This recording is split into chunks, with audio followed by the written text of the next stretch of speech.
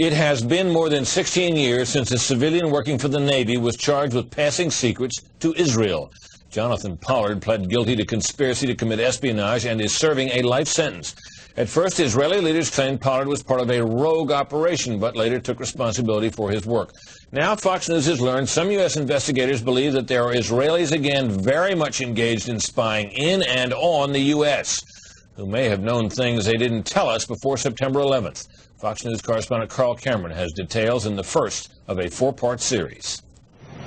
Since September 11th, more than 60 Israelis have been arrested or detained, either under the new Patriot anti-terrorism law or for immigration violations. A handful of active Israeli military were among those detained, according to investigators, who say some of the detainees also failed polygraph questions when asked about alleged surveillance activities against and in the United States. There is no indication that the Israelis were involved in the 9/11 attacks, but investigators suspect that the Israelis may have gathered intelligence about the attacks in advance and not shared it. A highly placed investigator said there are, quote, tie-ins, but when asked for details, he flatly refused to describe them, saying, quote, evidence linking these Israelis to 9/11 is classified. I cannot tell you about evidence that has been gathered. It's classified information. Fox News has learned that one group of Israelis, spotted in North Carolina recently, is suspected of keeping an apartment in California to spy on a group of Arabs who the United States is also investigating for links to terrorism. Numerous classified documents obtained by Fox News indicate that even prior to September 11th, as many as 140 other Israelis had been detained or arrested in a secretive and sprawling investigation into suspected espionage by Israelis in the United States. Investigators from numerous government agencies are part of a working group that's been compiling evidence since the mid-90s. These documents detail hundreds of incidents in cities and towns across the country that investigators say, quote, may well be an organized intelligence gathering activity. The first part of the investigation focuses on Israelis who say they are art students from the University of Jerusalem and Bezalel Academy. They repeatedly made contact with U.S. government personnel, the report says, by saying they wanted to sell cheap art or handiwork. Documents say they, quote, targeted and penetrated military bases, the DEA, FBI, and dozens of other government facilities, and even secret offices and unlisted private homes of law enforcement and intelligence personnel. The majority of those questioned, quote, stated they served in military intelligence, electronic surveillance intercept, and or explosive ordnance units. Another part of the investigation has resulted in the detention and arrests of dozens of Israelis at American Mall kiosks, where they've been selling toys called Puzzle Car and Zoomcopter. Investigators suspect a front. Shortly after the New York Times and Washington Post reported the Israeli detentions last month, the carts began vanishing. Zoomcopter's webpage says, we are aware of the situation caused by thousands of mall carts being closed at the last minute. This in no way reflects the quality of the toy or its saleability. The problem lies in the operator's business policies. Why would Israelis spy in and on the U.S.? A General Accounting Office investigation referred to Israel as Country A and said, quote, according to a U.S. intelligence agency, the government of Country A conducts the most aggressive espionage operation against the U.S. of any U.S. ally.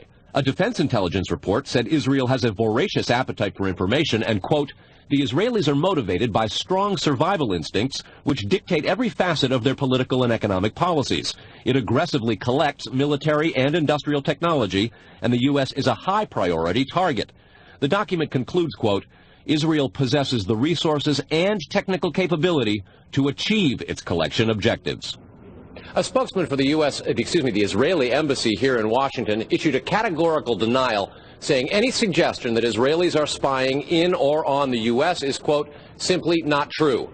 There are other things to consider, and in the days ahead, we will take a look at the U.S. phone system and law enforcement's methods for wiretaps, and an investigation into the possibility that both have been compromised by our friends and allies overseas. Brett?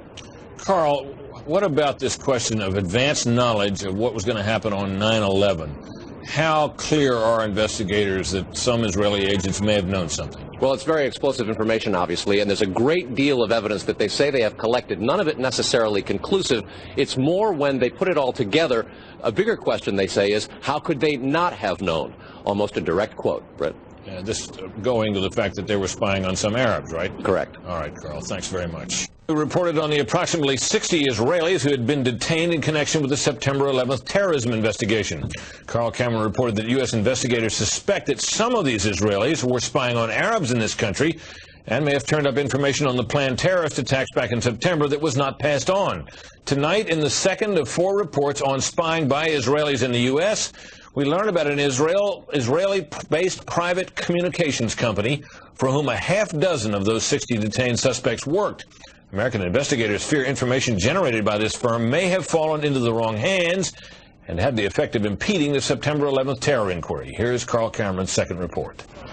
Fox News has learned that some American terrorism investigators fear certain suspects in the September 11th attacks may have managed to stay ahead of them by knowing who and when investigators are calling on the telephone. How? By obtaining and analyzing data that's generated every time someone in the U.S. makes a phone call. One sitting and stay, please. Here's how the system works. Most directory assistance calls and virtually all call records and billing in the U.S. are done for the phone companies by Amdocs Limited, an Israeli-based private telecommunications company. Amdocs has contracts with the 25 biggest phone companies in America and more worldwide. The White House and other secure government phone lines are protected, but it is virtually impossible to make a call on normal phones without generating an Amdocs record of it. In recent years, the FBI and other government agencies have investigated Amdocs more than once. The firm has repeatedly and adamantly denied any security breaches or wrongdoing.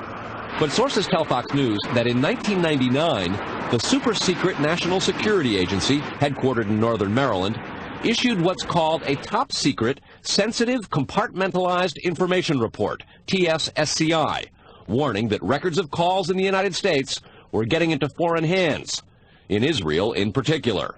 Investigators do not believe calls are being listened to, but the data about who's calling whom and when is plenty valuable in itself. An internal Amdocs memo to senior company executives suggests just how Amdocs-generated call records could be used, quote, widespread data mining techniques and algorithms, combining both the properties of the customer, like credit rating, and properties of the specific behavior such as whom the customers are calling.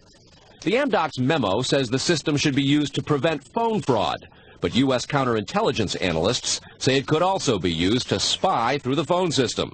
Fox News has learned that the NSA has held numerous classified conferences to warn the FBI and CIA how Amdocs records could be used.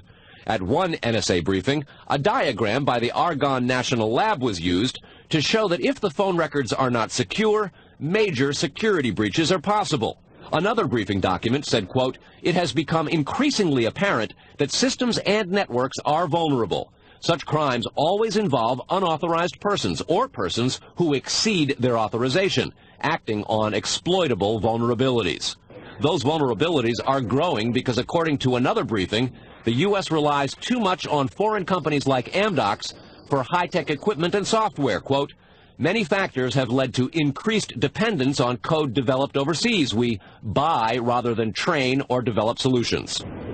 U.S. intelligence does not believe the Israeli government is involved in a misuse of Amdocs information, and Amdocs insists that its data is secure. What U.S. government officials are worried about, however, is the possibility that Amdocs data could get into the wrong hands, particularly organized crime, and that would not be the first time that such a thing has happened.